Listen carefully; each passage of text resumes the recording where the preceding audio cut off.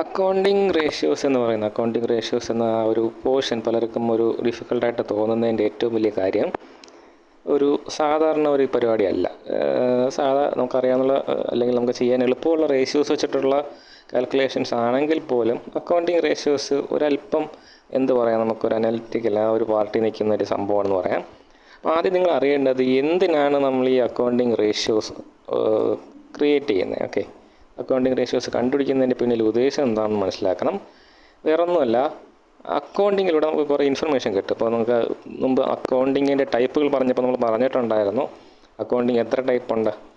നമ്മൾ സാധാരണ ചെയ്യുന്ന ഫിനാൻഷ്യൽ അക്കൗണ്ടിങ് ഉണ്ട്, കോസ്റ്റ് അക്കൗണ്ടിങ് ഉണ്ട്, പിന്നെ ഹയർ ലെവൽ ഒരു പരിപാടി മാനേജ്മെൻറ്റ് അക്കൗണ്ടിങ് ഉണ്ട്.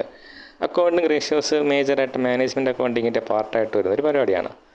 അപ്പോൾ ഈ അക്കൗണ്ടിങ് റേഷ്യോസിൻ്റെ അകത്ത് എന്താണ് നമ്മൾ ചെയ്യുന്നതെന്ന് ചോദിച്ചാൽ, നമ്മുടെ ഫിനാൻഷ്യൽ സ്റ്റേറ്റ്മെൻറ്റിൻ്റെ അകത്ത് നമുക്ക് എന്ത് കിട്ടും? കുറേ ഇൻഫർമേഷൻസ് കിട്ടും. ഓക്കെ, ഫിനാൻഷ്യൽ സ്റ്റേറ്റ്മെൻറ്റിൻ്റെ അകത്ത് നിന്ന് കിട്ടുന്ന ഇൻഫർമേഷൻസിനെ എന്ത് ചെയ്ത് മാറ്റുകയാണ്? ഇൻ്റർപ്രിറ്റ് ചെയ്യുകയാണ്. ഓക്കെ, അതിനെ ഇൻ്റർപ്രിറ്റ് ചെയ്യുകയാണ്. ഫോർ എക്സാമ്പിൾ, നമുക്ക് ഇത്ര സെയിൽ നടന്നു എന്ന് നമ്മൾ പറയുന്നത്, അല്ലെങ്കിൽ നമ്മൾ 1 ലക്ഷം രൂപയുടെ സെയിൽ നടന്നപ്പോൾ 10,000 രൂപയുടെ പ്രോഫിറ്റ് കിട്ടിയെന്ന് നമ്മുടെ ഫിനാൻഷ്യൽ സ്റ്റേറ്റ്മെൻറ്റിൽ കാണിച്ചിട്ടുണ്ടാവും. ഓക്കെ, പക്ഷേ ഈ സംഭവത്തിനെ എന്തായിട്ട് നമുക്ക് ചിന്തിക്കാം? ഇപ്പോൾ സെയിൽ നടന്നത് 1 ലക്ഷം രൂപ. ഓക്കെ, നമുക്ക് കിട്ടിയ പ്രോഫിറ്റ് 10,000 രൂപ. പെട്ടെന്ന് കാണുന്ന ഒരാൾക്ക് ഇതിലൊരു പ്രത്യേകിച്ചൊരു ഇൻഫർമേഷൻ ഇല്ല. കിട്ടിയ ഡേറ്റ അല്ലെങ്കിൽ അങ്ങനെ മാത്രം പറയാം, ജസ്റ്റ് കിട്ടിയ സംഭവം മാത്രമാണ്, ഡേറ്റ മാത്രമാണ്. ഇതിൽ നിന്നൊരു ഇൻഫർമേഷൻ ആവണമെങ്കിൽ എന്ത് ചെയ്യണം? നമ്മളിതിൻ്റെ റേഷ്യോ നോക്കിയാണ്. 10,000 ഡിവൈഡഡ് ബൈ 1 ലക്ഷം എത്ര വരും മക്കളെ? 10% വരും അല്ലേ? അപ്പോൾ നമുക്ക് എന്ത് പറയാം? അവിടെ നിന്ന് ഒരു ഇൻഫർമേഷൻ കിട്ടും. നമുക്ക് ഒരൊറ്റ സെൻറ്റൻസിൽ കുറച്ചും കൂടെ എളുപ്പമായിട്ട് ആൾക്കാർക്ക് മനസ്സിലാവുന്ന രീതിയിലൊരു കാര്യം പറയാൻ പറ്റും. എന്താണ് പറയാൻ പറ്റുന്നത്? നമ്മൾ എത്ര രൂപയുടെ സാധനം വിറ്റോ അതിൻ്റെ 10% എനിക്ക് ലാഭമായിട്ട്, എല്ലാ ചിലവുകളും പോയിട്ട് ലാഭമായിട്ട് കിട്ടുന്നു. സിമ്പിൾ കാര്യം. ഇതുപോലെ ഒരു ബിസിനസ്സിന് ഇപ്പം നമ്മൾ നോക്കി എന്തുമാത്രം ലാഭമുണ്ട്, എത്ര ശതമാനം ലാഭമുണ്ടെന്ന് നോക്കി. ഇതുപോലെ ബിസിനസ്സിനെ ബാധിക്കുന്ന ഒരുപാട് കാര്യങ്ങളുണ്ട്. അങ്ങനത്തെ കാര്യങ്ങൾ കണ്ടെത്താൻ വേണ്ടിയിട്ട് ഒരുപാട് റേഷ്യോസ് നമ്മൾ നോക്കുന്നുണ്ട്. ഓരോ കാര്യത്തിനും ഓരോരോ കാര്യങ്ങൾ എടുത്ത് നോക്കണം. ഇപ്പോൾ ലാഭത്തിന് വേണ്ടി നമ്മൾ എത്ര സെയിൽ നടന്നു, എത്ര ലാഭം കിട്ടി നോക്കിയെങ്കിൽ മറ്റു പല കാര്യങ്ങൾക്ക് നോക്കുന്നത് വേറെ പല റേഷ്യോസ് ആയിരിക്കും. അങ്ങനെയാണ് നമുക്ക് ഉള്ളത്, different types of accounting ratios ഉള്ളത്. അപ്പോൾ റേഷ്യോസിൻ്റെ ഉപകാരം എന്താണ്? നമുക്ക് ഫിനാൻഷ്യൽ സ്റ്റേറ്റ്മെൻറ്റിൽ നിന്ന് കിട്ടുന്ന റോ ആയിട്ടുള്ള ഡേറ്റ, അതായത് അതൊരു ഹിസ്റ്ററിക്കൽ ഡേറ്റയാണ്. പണ്ട് എന്ത് നടന്നോ അതിന് വെറുതെ എഴുതി വെച്ചേക്കണം, അല്ലാതെ അതിൻ്റെ അകത്ത് ഒരു ഡിസിഷൻ ഇല്ല. മനസ്സിലായില്ലേ? അല്ലെങ്കിൽ ഇനി മുന്നോട്ട് ഇങ്ങനെ ചെയ്യണം, ഇന്നത് സംഭവിച്ചു എന്നൊരു ഉത്തരം തരുന്നില്ല ഒരു കാര്യത്തിന്, അല്ലെങ്കിൽ നമ്മളെക്കുറിച്ച് ഒരു ഇൻഫർമേഷൻ തരുന്നില്ല ബിസിനസ്സിനെ കുറിച്ച്. അപ്പോൾ ബിസിനസ്സിനെ കുറിച്ച് എന്തെങ്കിലുമൊക്കെ അറിയണമെങ്കിൽ അക്കൗണ്ടിങ്ങിൽ നിന്ന് കിട്ടിയ ഡേറ്റയെ എന്ത് ചെയ്യണം? ഇൻഫർമേഷനുകളാക്കി മാറ്റണം. അത്തരത്തിൽ ഇൻഫർമേഷൻ കണ്ടെത്തുന്ന അല്ലെങ്കിൽ ആ ഡേറ്റയെ ഇൻ്റർപ്രിറ്റ് ചെയ്യുന്ന ഒരു മെത്തേഡാണ്, ഒരു വേ ആണ് അക്കൗണ്ടിങ് റേഷ്യോസ് എന്ന് പറയുന്നത്. ഇനി നമുക്ക് നോക്കാം എന്തൊക്കെ അക്കൗണ്ടിങ് റേഷ്യോസ് ഉണ്ടെന്ന്. ഞാൻ അവിടെ എഴുതി വെച്ചിട്ടുണ്ട് ഓൾറെഡി. ഏറ്റവും ആദ്യം കിടക്കുന്ന എന്താണ്? Liquidity ratio. ഓക്കെ, എന്താണ് ലിക്വിഡിറ്റി എന്ന് പറയുന്നത്? ലിക്വിഡിറ്റി എന്ന വാക്കിന് 2 അർത്ഥമുണ്ട്. അക്കൗണ്ടിങ് റേഷ്യോസിൻ്റെ കാര്യം പറയുമ്പോൾ ലിക്വിഡിറ്റിയുടെ അർത്ഥം എന്താ? നമ്മുടെ ബിസിനസ്സിന് പെട്ടെന്നുള്ള, ഞാനിപ്പോൾ നിങ്ങൾക്ക് മനസ്സിലാവുന്ന ഭാഷയിൽ പറയുകയാണ്, പെട്ടെന്ന് അവർക്കൊരു കടം വന്നാൽ, അല്ലെങ്കിൽ പെട്ടെന്നുള്ള കടങ്ങളുണ്ടല്ലോ, പെട്ടെന്ന് വീട്ടേണ്ട കടങ്ങളുണ്ടല്ലോ, പെട്ടെന്ന് വീട്ടേണ്ട കടങ്ങൾ വീട്ടാൻ എന്തുമാത്രം കഴിവ് നമ്മുടെ ബിസിനസ്സിനുണ്ട്, അതാണ് ലിക്വിഡിറ്റി എന്ന് പറയുന്നത്. കുറച്ചും കൂടെ സ്റ്റാൻഡേർഡായിട്ട് പറഞ്ഞാൽ ഷോർട്ട് ടേം ലയബിലിറ്റികളെ മീറ്റ് ചെയ്യാനുള്ള കഴിവാണ് ലിക്വിഡിറ്റി എന്ന് പറയുന്നത്. അപ്പോൾ അതിനോട് ചേർന്ന് തന്നെ സോൾവൻസി നമുക്ക് പറയാം. ലോങ് ടേം ലയബിലിറ്റികൾ മീറ്റ് ചെയ്യാനുള്ള കഴിവാണ് സോൾവൻസി എന്ന് പറയുന്നത്. ഓക്കെ, നമുക്ക് നടുക്കിലേക്ക് വരാം. അപ്പോൾ 2 കാര്യങ്ങൾ പറഞ്ഞു. ലിക്വിഡിറ്റി എന്ന് പറയുന്നത് ഷോർട്ട് ടേം ഡെപ്റ്റ് അല്ലെങ്കിൽ ഷോർട്ട് ടേം ലയബിലിറ്റീസ് മീറ്റ് ചെയ്യാനുള്ള കഴിവാണ്. സോൾവൻസി എന്ന് പറയുന്നത് ലോങ് ടേം ലയബിലിറ്റി മീറ്റ് ചെയ്യാനുള്ള കഴിവാണ്. മനസ്സിലുണ്ടാവട്ടെ, തിയറിക്ക് ചോദിച്ചാൽ എഴുതാനുള്ളതാണ്. ഇനിയുള്ള ചോദ്യം എന്ന് പറയുന്നത് എന്തൊക്കെയാണ് ലിക്വിഡിറ്റി അറിയാനുള്ള റേഷ്യോസ് എന്ന് പറയുന്നത്. ലിക്വിഡിറ്റിയുടെ താഴെ 3 റേഷ്യോസിൻ്റെ പേര് എഴുതിയിട്ടുണ്ട്. നിങ്ങൾ പഠിച്ചിട്ടുള്ളവരാണെങ്കിൽ എവിടെയെങ്കിലും കേട്ടിട്ടുണ്ടാവും. Current ratio, acid test ratio, absolute ratio. ഇതോരോ നമുക്ക് ഇൻഡിവിജ്വലായിട്ടൊന്ന് ഓട്ടിച്ച് നോക്കാം. ഏറ്റവും ആദ്യം എന്താണ് കറണ്ട് റേഷ്യോ എന്ന് നോക്കാം. കറണ്ട് റേഷ്യോ എന്ന് പറയുന്നത് എങ്ങനെ കണ്ടുപിടിക്കും? Current ratio is equal to current asset by current liability. Okay, അപ്പോൾ കറണ്ട് റേഷ്യോയുടെ ഫോർമുലയാണ് current asset by current liability എന്ന് പറയുന്നത്. കറണ്ട് റേഷ്യോയിലൂടെ നമുക്ക് എന്ത് മനസ്സിലാവും? ഇപ്പോൾ എനിക്ക് കിട്ടുന്ന ഉത്തരം എന്ന് പറയുന്നത്, കറണ്ട് റേഷ്യോയിൽ കിട്ടുന്ന ഉത്തരം 1/2 ആണെന്ന് വിചാരിക്കുക. അതിനർത്ഥം എന്താ? എനിക്ക് 2 രൂപയുടെ കടമുണ്ടെങ്കിൽ ഓക്കെ, എനിക്ക് 1 രൂപയുടെ അസറ്റ് അതിന് പകരമായിട്ടുണ്ട്. മറ്റൊരർത്ഥത്തിൽ പറഞ്ഞാൽ 2 രൂപയുടെ കടം വീട്ടാൻ എൻ്റെ കയ്യിൽ എത്ര രൂപയുടെ അസറ്റേ ഉള്ളൂ?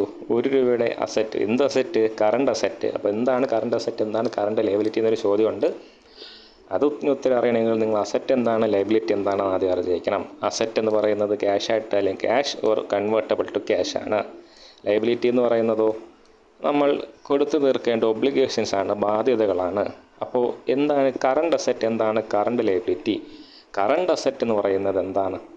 വിത്തിൻ 1 ഇയർ നമുക്ക് ക്യാഷ് ആയിട്ട് കൺവേർട്ട് ചെയ്യാൻ പറ്റുന്ന, അല്ലെങ്കിൽ ഏറ്റവും എളുപ്പത്തിൽ വിത്തിൻ 1 ഇയർ നമ്മൾ പൊതുവെ പറയുമെങ്കിലും ഉദ്ദേശം ഇതാണ്, ഏറ്റവും എളുപ്പത്തിൽ നമുക്ക് ക്യാഷ് ആയിട്ട് കൺവേർട്ട് ചെയ്യാൻ പറ്റുന്നതാണ് കറണ്ട് അസറ്റ്. അങ്ങനെയാണെങ്കിൽ കറണ്ട് ലയബിലിറ്റിയോ ഏറ്റവും പെട്ടെന്ന് നമ്മൾ കൊടുത്തു തീർക്കേണ്ടി വരുന്ന ലയബിലിറ്റിയാണ് കറണ്ട് ലയബിലിറ്റി എന്ന് വിളിക്കുന്നത്. ഓക്കെ, അപ്പോൾ കറണ്ട് റേഷ്യോ കണ്ടുപിടിക്കുന്നത് എങ്ങനെയാണ്? പേരിൽ തന്നെ ഉണ്ട്, കറണ്ട് റേഷ്യോ കണ്ടുപിടിക്കുന്നത് current asset by current liability ആണ്. ഇനി ഒരു ചോദ്യം കൂടെ ഇതിന് ബന്ധപ്പെട്ട് വരാം. എന്താണ് ഐഡിയൽ ആയിട്ടുള്ള ഒരു കറണ്ട് അസറ്റ്, ഐഡിയൽ ആയിട്ടുള്ള ഒരു കറണ്ട് റേഷ്യോ എന്ന് പറയുന്നത്? അവർ ഉദ്ദേശിക്കുന്നത് എന്താണ്? എത്ര 1 രൂപയുടെ കറണ്ട് ലയബിലിറ്റി ഉണ്ടെങ്കിൽ, ഓക്കെ, ഇപ്പോൾ നമ്മൾ ആ ചോദ്യത്തിൻ്റെ ഉത്തരവല്ല ഉദ്ദേശം ഇതാണ്, 1 രൂപയുടെ കറണ്ട് ലയബിലിറ്റി ഉണ്ടെങ്കിൽ അതിന് പകരമായിട്ട് മിനിമം നമ്മൾ എത്ര രൂപയുടെ കറണ്ട് അസറ്റ് കരുതണം? അപ്പോൾ അവർ പറയുന്ന ഇതാണ്, ഐഡിയലായിട്ടുള്ള കറണ്ട് റേഷ്യോ എന്ന് പറയുന്നത് 2/1 അല്ലെങ്കിൽ 2:1 എന്നാണ് പറയുന്നത്. അതിനർത്ഥം എന്താ? ഇപ്പോൾ ഫോർ എക്സാമ്പിൾ നമ്മുടെ ബിസിനസ്സിന് കറണ്ട് അസറ്റുകൾ പലത് തന്നിട്ടുണ്ട്. അപ്പോൾ ക്വസ്റ്റ്യൻ്റെ കാര്യമാണ് പറയുന്നത്. നമ്മൾ ക്വസ്റ്റ്യനിലെ കറണ്ട് അസറ്റ് എല്ലാം കൂടെ നോക്കിയപ്പോൾ 2000 രൂപയുടെ കറണ്ട് അസറ്റ് നമുക്കുണ്ട്. ഓക്കെ, എങ്കിൽ എത്ര രൂപയുടെ ലയബിലിറ്റിയെ കാണാൻ പാടുള്ളൂ? 1000 രൂപയുടെ ലയബിലിറ്റിയെ കാണാൻ പാടുള്ളൂ. അതിൽ കൂടുതൽ വരാം, ഒന്നുമില്ല എന്നല്ല. എന്നാൽ ഉത്തമം എന്ന് പറയുന്നത് എന്താണ്? ഇങ്ങനെ വരണമെന്നാണ്, 2:1 എന്ന് ഇതിൻ്റെ കറണ്ട് റേഷ്യോയുടെ ആൻസർ നോക്കുമ്പോൾ വരണം. മനസ്സിലായോ? അപ്പോൾ ഐഡിയൽ എന്ന് പറയുന്നത് എന്താണ്? വരേണ്ട ഉത്തമമായ ഉത്തരവ് ഇതാണ്. പക്ഷേ ഇത് തന്നെ വരണം ഒരു നിർബന്ധമില്ല. മനസ്സിലായില്ലേ? ഇതിൽ കൂടുതലും കുറഞ്ഞൊക്കെ ആയിട്ട് വരാം. ഇവിടെ ഉദ്ദേശിക്കുന്നത് എന്താ? നമ്മളെ ബിസിനസ്സിന് 2 രൂപയുടെ കറണ്ട് അസറ്റ് ഉണ്ടെങ്കിൽ അത് വീട്ടാൻ നമുക്ക് തിരിച്ച് ചിന്തിക്കുകയാണ് നല്ലത്. നമ്മുടെ ബിസിനസ്സിന് 1 രൂപയുടെ കറണ്ട് ലയബിലിറ്റി ഉണ്ടെങ്കിൽ അത് വീട്ടാൻ നമ്മുടെ കയ്യിൽ എന്തുണ്ട്? 2 രൂപയുടെ അസറ്റ് ഉണ്ട്. പേടിക്കേണ്ട ആവശ്യമില്ല, നമ്മൾ സേഫ് അല്ലേ? അതായത് നമ്മുടെ എല്ലാ കറണ്ട് ലയബിലിറ്റിയും വീട്ടിക്കഴിഞ്ഞാലും നമുക്ക് നേരത്തെ ഉണ്ടായിരുന്നതിൻ്റെ പകുതിയോളം അസറ്റ് കയ്യിൽ ബാക്കി കാണുമെന്നല്ലേ? അതാണ് ആ ഒരു അർത്ഥം എന്ന് പറയുന്നത്. അതൊന്ന് മനസ്സിലുണ്ടെങ്കിൽ കാണാൻ പഠിക്കേണ്ട ആവശ്യമില്ല. ഓക്കെ, അപ്പോൾ കറണ്ട് റേഷ്യോയുടെ ഫോർമുല ഇതാണ്, current asset by current liability. ലിക്വിഡിറ്റിയിലെ രണ്ടാമത്തെ റേഷ്യോ ആണ് ആസിഡ് ടെസ്റ്റ് റേഷ്യോ എന്ന് പറയുന്നത്, അല്ലെങ്കിൽ ക്വിക്ക് റേഷ്യോ എന്ന് പറയും. ആസിഡ് ടെസ്റ്റ് റേഷ്യോ എന്ന് പറഞ്ഞാൽ ക്വിക്ക് റേഷ്യോ എന്നൊക്കെ പറഞ്ഞാൽ സാധനം ഒന്ന് തന്നെയാണ്. ഇതെന്ത് തന്നെയാണ്, ഒരു അർത്ഥത്തിൽ നമ്മുടെ കറണ്ട് റേഷ്യോ പോലെയൊക്കെ തന്നെയാണ്, ഒരു ചെറിയ വ്യത്യാസമേ ഉള്ളൂ. നമ്മൾ നേരത്തെ കറണ്ട് റേഷ്യോ എങ്ങനെയാണ് മക്കളെ എഴുതിയത്? Current asset by current liability എന്ന് എഴുതി. അവിടെ എന്താ നമ്മൾ ചെയ്തത്? ഹോൾ കറണ്ട് അസറ്റിനെയും ഹോൾ കറണ്ട് ലയബിലിറ്റിനെയും കൺസിഡർ ചെയ്തു. എന്നാൽ ഇവിടെ അങ്ങനെയല്ല. ആസിഡ് ടെസ്റ്റ് റേഷ്യോ എന്ന് പറയുന്നത്, അല്ലെങ്കിൽ ക്വിക്ക് റേഷ്യോ എന്ന് പറയുന്നതായിരിക്കും കുറച്ചുകൂടി ഉത്തമം. കാര്യം നമുക്ക് പെട്ടെന്ന് അർത്ഥം മനസ്സിലാവും. കറണ്ട് അസറ്റ് എന്ന് പറയുന്നത് പെട്ടെന്ന് ക്യാഷാക്കി മാറ്റാൻ പറ്റുന്ന തന്നെ, അതിലും ഏറ്റവും ക്വിക്കായിട്ടുള്ളത്. അപ്പോൾ അതാണ് അവിടെ ഉദ്ദേശിക്കുന്നത് അസറ്റുകൾ. ഓക്കെ, ലയബിലിറ്റിയുടെ കാര്യമല്ല, അസറ്റിൻ്റെ കാര്യത്തിൽ ഏറ്റവും ക്വിക്കായിട്ട് മാറ്റാൻ പറ്റുന്നത് മാത്രം വെച്ച് നോക്കുമ്പോൾ ഹൗ സേഫ് വി ആർ, അത് മനസ്സിലാക്കാൻ വേണ്ടിയിട്ടാണ്. നമ്മൾ എന്തുമാത്രം സേഫാണ്. അതായത് പെട്ടെന്ന് ക്യാഷാക്കി മാറ്റേണ്ട ഒരു അത്യാവശ്യം വന്നു കഴിഞ്ഞാൽ കറണ്ട് ലയബിലിറ്റി മീറ്റ് ചെയ്യാൻ എന്തുമാത്രം ക്വിക്കായിട്ടുള്ള കറണ്ട് അസറ്റ് നമ്മുടെ കയ്യിലുണ്ട്, അതാണ് ഇവിടെ കണ്ടുപിടിക്കുന്നത്. അപ്പോൾ ഇവിടെ എന്താ ചെയ്യേണ്ടത്? നിങ്ങൾക്ക് ഒരു ക്വസ്റ്റ്യൻ വന്നു കഴിഞ്ഞാൽ ഇവിടെ ക്വിക്ക് റേഷ്യോ അല്ലെങ്കിൽ ആസിഡ് ടെസ്റ്റ് റേഷ്യോ ആണ് പറയുന്നതെങ്കിൽ ഒരു കാര്യം ശ്രദ്ധിക്കേണ്ടത്, ഒരൊറ്റ കാര്യം ശ്രദ്ധിച്ചാൽ മതി. കറണ്ട് അസറ്റിൻ്റെ ടോട്ടൽ നിങ്ങൾ എടുക്കുമ്പോൾ, പല അസറ്റ് തന്നിട്ട് ടോട്ടൽ എടുത്താണല്ലോ കറണ്ട് അസറ്റിൻ്റെ വാല്യൂ കണ്ടെത്തുന്നത്. കറണ്ട് അസറ്റിൻ്റെ ടോട്ടൽ കണ്ടെത്തുമ്പോൾ 2 കാര്യങ്ങൾ നിങ്ങൾ എടുക്കാൻ പാടില്ല. ഒന്ന് വളരെ കോമൺ ആയിട്ട് കാണുന്ന എന്താണ്? സ്റ്റോക്ക്. ഓക്കെ, സാധാരണ സ്റ്റോക്കിന് നമ്മൾ കറണ്ട് അസറ്റായിട്ട് കൺസിഡർ ചെയ്യാറുണ്ട്. ക്വിക്ക് റേഷ്യോ നോക്കുമ്പോൾ എന്ത് ചെയ്യണ്ട? സ്റ്റോക്ക് കണക്കാക്കണ്ട. ഇനി രണ്ടാമത്തെ കാര്യം എന്ന് പറയുന്നത് എന്താണ്? നമുക്ക് ചിലപ്പോഴൊക്കെ പ്രീപെയ്ഡ് എക്സ്പെൻസുകൾ വരാം. പ്രീപെയ്ഡ് എക്സ്പെൻസ് എന്ന് പറയുന്നത് എന്താണ്? ഒരു അസറ്റാണ്. പ്രീപെയ്ഡ് എക്സ്പെൻസ് എന്ന് പറയുന്നതും ഇൻകം അക്രൂഡ് എന്ന് പറയുന്ന ഒരു അസറ്റാണ്. ഓക്കെ, അത് ഒരു അഡ്ജസ്റ്റ്മെൻറ്റിൽ വരുന്നതാണ്. അതായത് നമ്മൾക്ക് ആ ഒരു ഇത് കിട്ടാൻ വേണ്ടിയിട്ട്, അക്കൗണ്ടിങ് ട്രീറ്റ്മെൻറ്റ് ശരിയാകാൻ വേണ്ടിയിട്ട് നമ്മൾ എഴുതി പോകുന്ന സാധനങ്ങളാണ്. നമുക്ക് എന്താണ് കയ്യിലുള്ള ഫിസിക്കലായിട്ടുള്ള അസറ്റൊന്നും അല്ലാതെ, പക്ഷേ നമ്മൾ കറണ്ട് അസറ്റായിട്ട് കൺസിഡർ ചെയ്യുന്ന സാധനങ്ങളാണ്.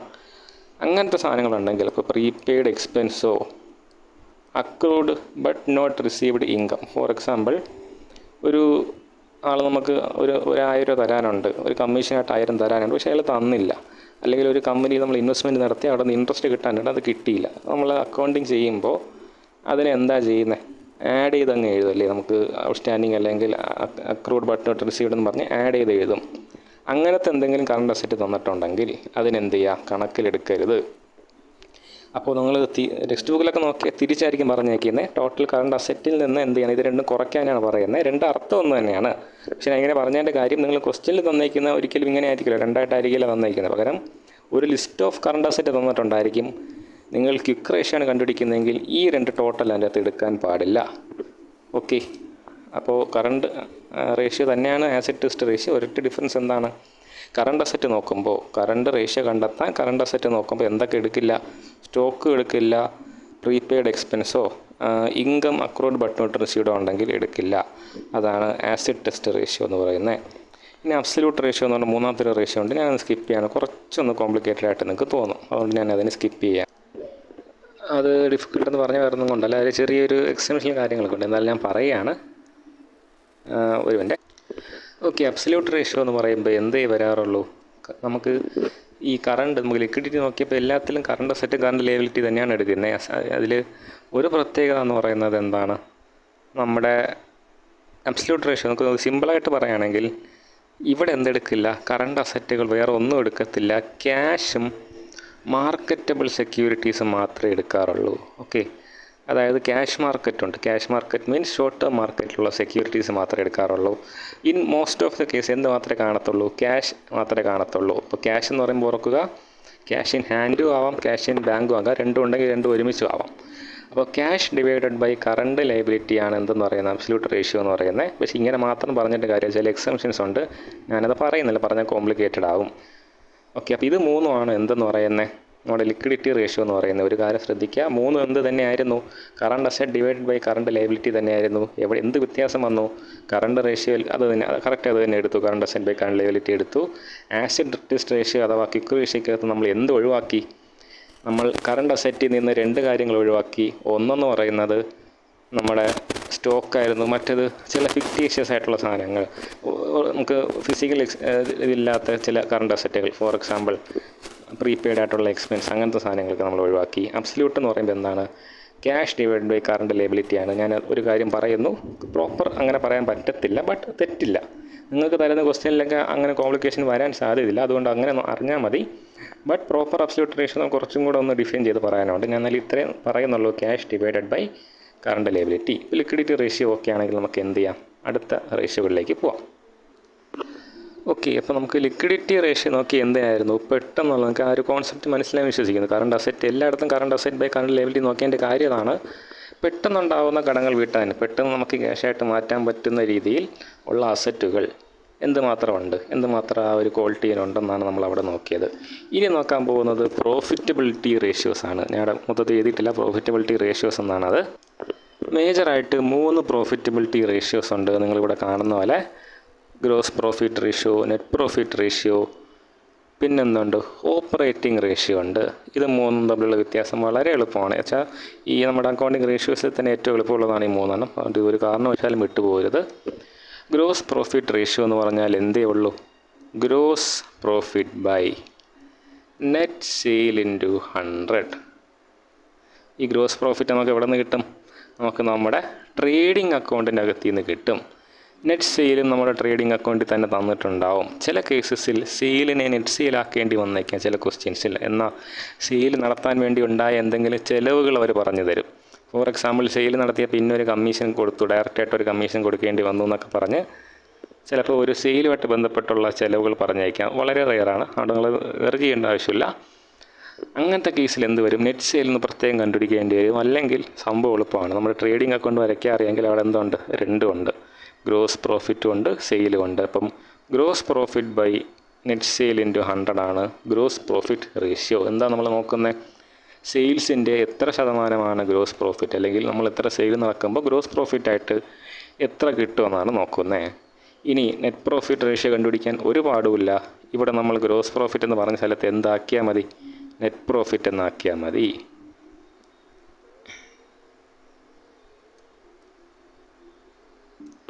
ഗ്രോസ് പ്രോഫിറ്റ് എഴുതിയെന്ന് അതേ സ്ഥലത്ത് എന്ത് എഴുതിയാൽ മതി? നെറ്റ് പ്രോഫിറ്റ് എഴുതിയാൽ മതി. Net profit. ഓക്കെ, അപ്പോൾ എന്താണ് net profit by net sale in 100 ആണ് നെറ്റ് പ്രോഫിറ്റ് റേഷ്യോ. വീണ്ടും ഇവിടെ എന്താ നമ്മൾ നോക്കുന്നത്? സെയിൽസിൻ്റെ എന്ത് മാത്രമാണ് നമുക്ക് നെറ്റ് പ്രോഫിറ്റായിട്ട് കിട്ടുന്നത്. ഓക്കെ, അതാണ് നമ്മളിവിടെ നോക്കുന്നത്. ഇനി മൂന്നാമതൊരു കാര്യം കൂടെ ഉണ്ട്, ഓപ്പറേറ്റിംഗ് റേഷ്യോ എന്ന് പറയുന്നത്. ഓപ്പറേറ്റിംഗ് റേഷ്യോ എന്ന് പറഞ്ഞാൽ വേറെ ഒന്നുമില്ല. എന്താണ് ഓപ്പറേറ്റിംഗ് ആയിട്ടുള്ള എന്താണ് ഓപ്പറേറ്റിംഗ് റേഷ്യോ എന്ന് പറയുമ്പോൾ ഓപ്പറേറ്റിംഗ് പ്രോഫിറ്റിൽ നിന്ന് കിട്ടുന്ന, നമുക്ക് നമ്മുടെ ഓപ്പറേറ്റിംഗ് പ്രോഫിറ്റിൽ നിന്ന് കിട്ടുന്ന റേഷ്യോ ആണ് ഓപ്പറേറ്റിംഗ് പ്രോഫിറ്റ് അല്ലെങ്കിൽ ഓപ്പറേറ്റിംഗ് റേഷ്യോ എന്ന് പറയുന്നത്. അതിൻ്റെ അകത്ത് ഒരല്പം ഒരു കോംപ്ലിക്കേഷൻ വരുന്നതെന്ന് പറഞ്ഞു. ഓപ്പറേറ്റിംഗ് പ്രോഫിറ്റ് എന്ന് പറയുന്ന സാധനം നമുക്ക് എവിടെ നിന്ന് കിട്ടില്ല. നമ്മൾ നേരത്തെ പറഞ്ഞതുപോലെ ഈ ബാലൻസ് ഷീറ്റിൽ നിന്ന് കിട്ടത്തില്ല. ഓപ്പറേറ്റിംഗ് പ്രോഫിറ്റ് നമ്മൾ ഒന്നും കൂടെ കാൽക്കുലേറ്റ് ചെയ്യേണ്ടി വരും. ഇപ്പം എല്ലാത്തിനും ഡിനോമിനേറ്റർ ഒന്ന് തന്നെയാണ്. എന്ത് തന്നെയാണ്? നെറ്റ് സെയിൽ തന്നെയാണ്.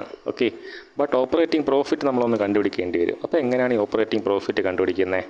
ഓപ്പറേറ്റിംഗ് പ്രോഫിറ്റ് കണ്ടുപിടിക്കാൻ എന്ത് ചെയ്യണം? നെറ്റ് പ്രോഫിറ്റിൽ നിന്ന് നെറ്റ് പ്രോഫിറ്റിൽ നിന്ന് നെറ്റ് പ്രോഫിറ്റ് അല്ല, നെറ്റ് സെയിൽസിൽ നിന്നാണ്. നെറ്റ് സെയിൽസിൽ നിന്ന് എന്ത് കുറയ്ക്കണം? ഓപ്പറേറ്റിംഗ് കോസ്റ്റ് കുറയ്ക്കണം. അപ്പോൾ വീണ്ടും ചോദ്യം വരും, നെറ്റ് സെയിൽ എന്താണെന്ന് നമുക്കറിയാം, ഈ ഡിനോമിനേറ്റർ എഴുതിക്കുന്ന അതേ സാധനം തന്നെയാണ്.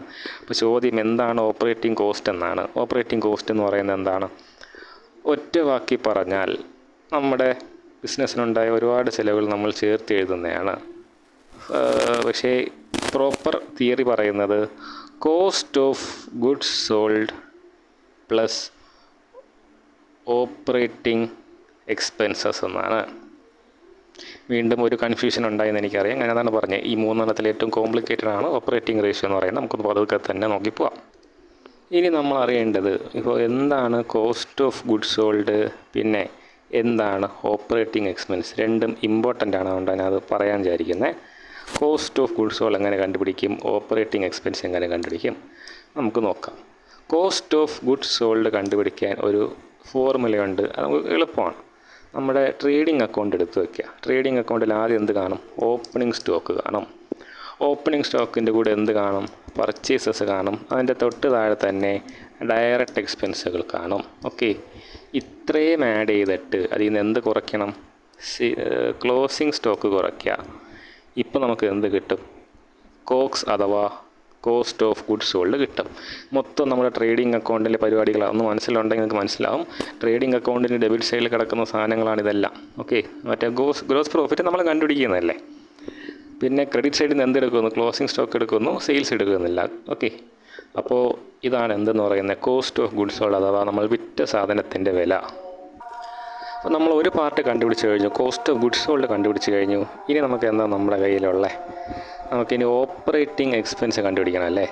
ഓപ്പറേറ്റിംഗ് എക്സ്പെൻസ് നമ്മൾ അപ്പുറത്ത് വരച്ചിട്ടിട്ടുണ്ട്. ഓപ്പറേറ്റിംഗ് എക്സ്പെൻസ് എന്ന് പറഞ്ഞാൽ വേറെ ഒന്നുമല്ല, നമ്മളുടെ ഇൻഡയറക്റ്റ് എക്സ്പെൻസുകളാണ്. ഇൻഡയറക്റ്റ് എക്സ്പെൻസുകളെല്ലാം കൂടി ചേർത്താണ് ഓപ്പറേറ്റിംഗ് എക്സ്പെൻസ് എന്ന് പറയുന്നത്. അപ്പോൾ ഇൻഡയറക്റ്റ് എക്സ്പെൻസ് എന്ത് ചെയ്യുക? ഈ പറഞ്ഞ കോസ്റ്റ് ഓഫ് ഗുഡ്സ് സോൾഡിൻ്റെ കൂടെ ആഡ് ചെയ്താൽ മൊത്തത്തിൽ നമുക്ക് എന്ത് കിട്ടും? ഇത് രണ്ടും കൂടെ ആഡ് ചെയ്യുമ്പോഴാണ് എന്ത് കിട്ടുന്നത്? ഈ പറഞ്ഞ ഓപ്പറേറ്റിംഗ് എക്സ്പെൻസ് കിട്ടുന്നത്. ഇത് ഈ വീഡിയോ അല്ലെങ്കിൽ ഈ പാർട്ട് ഒന്ന് റിട്ടേൺ അടിച്ച് കണ്ടു നോക്കുക. കുറച്ച് കൺഫ്യൂസിങ് ആണെന്ന് എനിക്കറിയാം. അപ്പോൾ നമുക്ക് എന്ത് കിട്ടി? ഞാനൊന്ന് വരച്ച് കാണിക്കുകയാണ്. നമ്മൾ ഓപ്പറേറ്റിംഗ് എക്സ്പെൻസ് എങ്ങനെ കണ്ടുപിടിച്ചു? ഇൻഡയറക്റ്റ് എക്സ്പെൻസ്, അതായത് ഇൻഡയറക്റ്റ് എക്സ്പെൻസും പിന്നെ എന്ത് ചെയ്തു? ഈ പറഞ്ഞ കോക്സും. നമ്മളിപ്പോൾ കോക്സ് എങ്ങനെയാണ് കണ്ടുപിടിച്ചേ? ഓപ്പണിംഗ് സ്റ്റോക്കിൻ്റെ കൂടെ പർച്ചേസും ഡയറക്റ്റ് എക്സ്പെൻസുകളും ആഡ് ചെയ്തിട്ട് ക്ലോസിംഗ് സ്റ്റോക്ക് കുറച്ചു. എല്ലാം എവിടെ നിന്ന് കിട്ടും? നമുക്ക് നമ്മുടെ ട്രേഡിംഗ് അക്കൗണ്ടിൽ നിന്ന് കിട്ടുന്ന സാധനങ്ങളാണിതെല്ലാം. അപ്പോൾ നമ്മൾ കോക്സും കണ്ടുപിടിച്ചു, പിന്നെ എന്തും കണ്ടുപിടിച്ചു? ഓപ്പറേറ്റിംഗ് എക്സ്പെൻസ് അഥവാ ഇൻഡയറക്റ്റ് എക്സ്പെൻസും കണ്ടുപിടിച്ചു. രണ്ടും കൂടെ ആഡ് ചെയ്ത് നമുക്ക് എന്ത് കിട്ടി? ഓപ്പറേറ്റിംഗ് കോസ്റ്റ് കിട്ടി. ഓപ്പറേറ്റിംഗ് കോസ്റ്റ് നമ്മൾ എന്തിനാണ് കണ്ടുപിടിച്ചേ?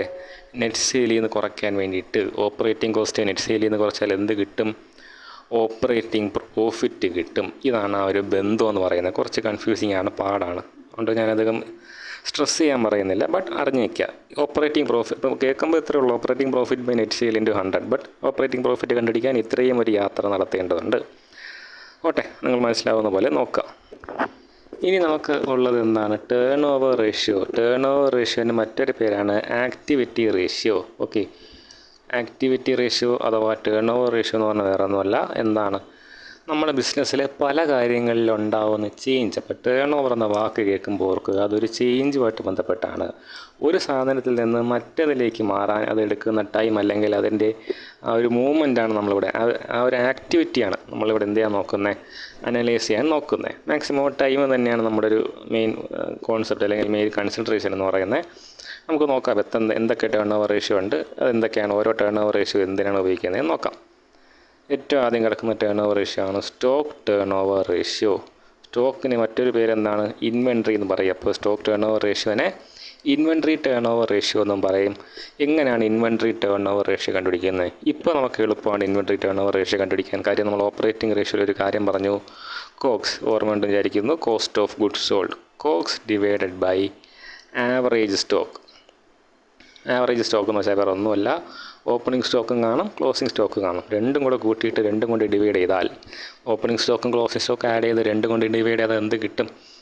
ആവറേജ് സ്റ്റോക്ക് കിട്ടും. അപ്പോൾ സ്റ്റോക്ക് ടേൺ ഓവർ റേഷ്യോ കണ്ടുപിടിക്കുന്നത് ഇങ്ങനെയാണ്, കോക്സ് അഥവാ cost of goods sold divided by average ratio. COGS ഒന്നും കൂടെ ഞാൻ പറയുന്നില്ല, നേരത്തെ പറഞ്ഞുകൊണ്ട്.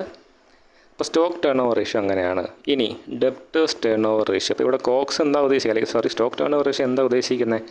നമ്മുടെ കയ്യിലുണ്ടായിരുന്ന ഒരു സ്റ്റോക്ക് അത് എന്തുമാത്രം എന്തായിട്ട് മാറുന്നു? സെയിലായിട്ട് മാറുന്നു.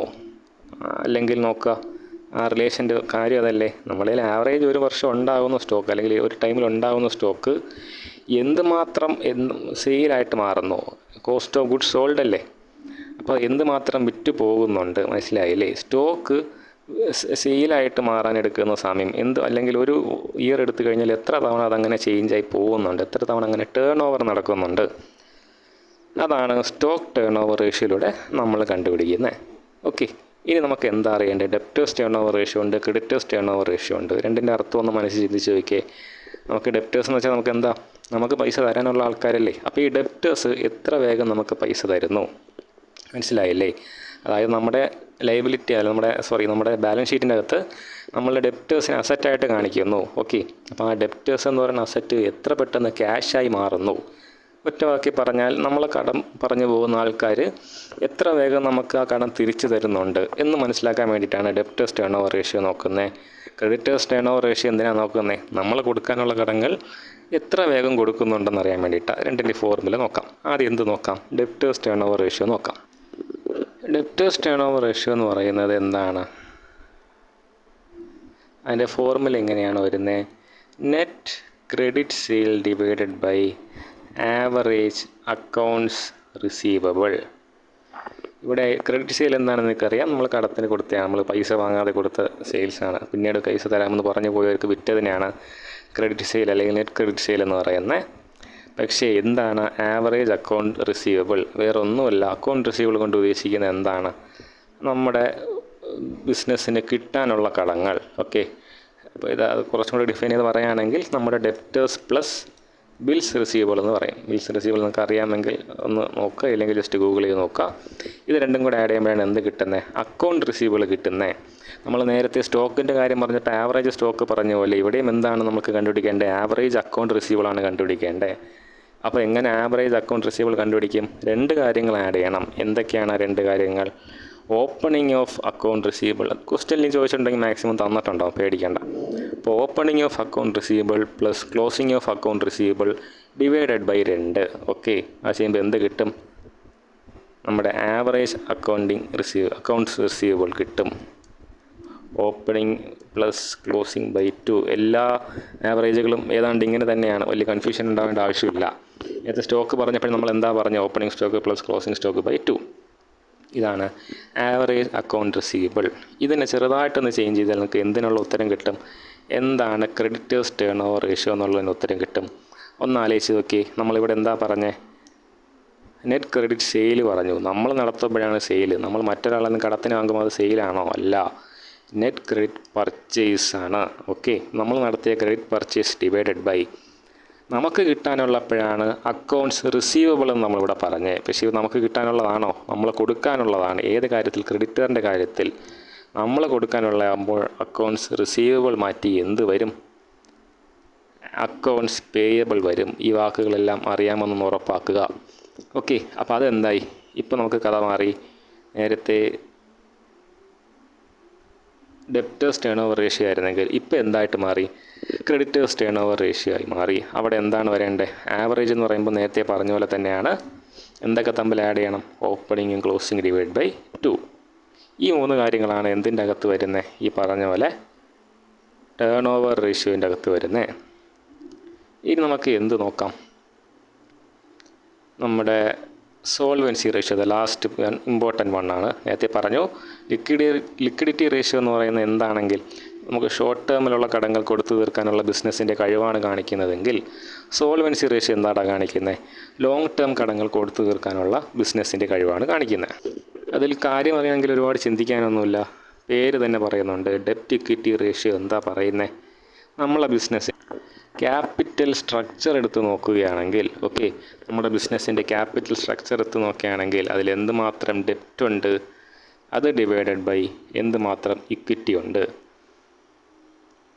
ഓക്കെ, ഇവിടെ ഡെപ്റ്റ് എന്ന് പറയുന്നത് എന്താ? നമുക്ക് നമ്മുടെ ലയബിലിറ്റീസ് എല്ലാം വരും. എന്തൊഴിച്ച്? ക്യാപിറ്റൽ ഒഴിച്ചുള്ള എല്ലാ ലയബിലിറ്റീസും നമുക്ക് ഡെപ്റ്റിൽ ഉൾപ്പെടുത്താം.